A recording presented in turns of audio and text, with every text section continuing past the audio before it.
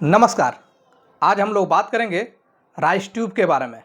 ये Ryle's tube क्या है और इसको क्यों लगाया जाता है, किस मरीज को लगाया जाता है, लगाने का इसका तरीका क्या है और लगाने के साथ में क्या क्या ज़रूरी पड़ता है, ये सभी के बारे में जानेंगे। देखिए, राइस ट्यूब क्या है। नाक या मुंह के रास्ते पेट तक डाली जाती है। राइस ट्यूब को नाक से या मुंह के रास्ते पेट तक डाली जाती है, इसे हम लोग राइस ट्यूब कहते हैं। देखिए, राइस ट्यूब कुछ इस प्रकार का होता है।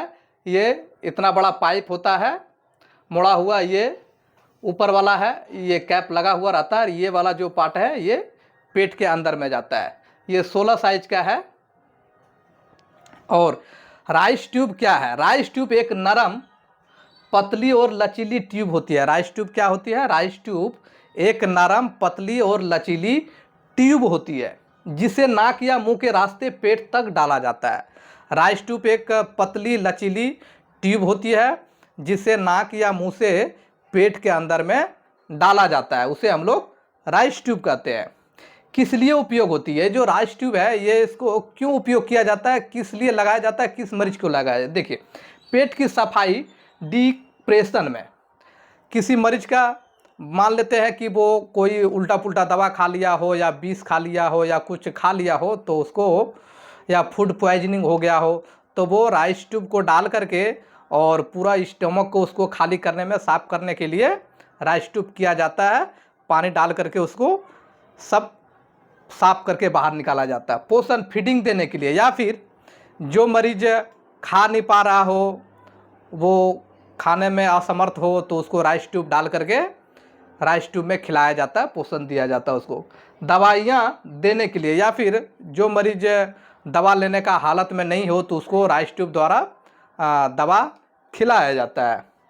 गैस, एसिडिटी या तरल निकालने के लिए, या फिर बहुत ज़्यादा पेट में गैस बन रहा हो, पेट पूरा फूल गया हो या लिक्विड फूड पॉइजन हो गया हो, तो बहुत सारा, तो उसको खींच करके बाहर निकालने के लिए राइस ट्यूब किया जाता है।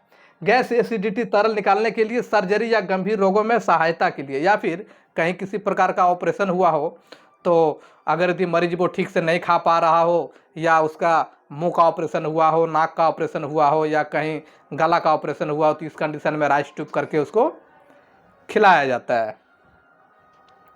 कैसे डाली जाती है? सबसे इम्पोर्टेंट बात, ये जो राइस ट्यूब है इसको कैसे डाला जाता है, ये देखिए।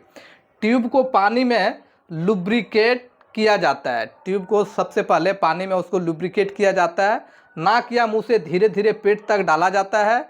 सही जगह पर पहुंचने के बाद पुष्टि की जाती है, फिर ट्यूब को टेप से फिक्स कर दिया जाता है। सबसे पहले क्या किया जाता है? ट्यूब को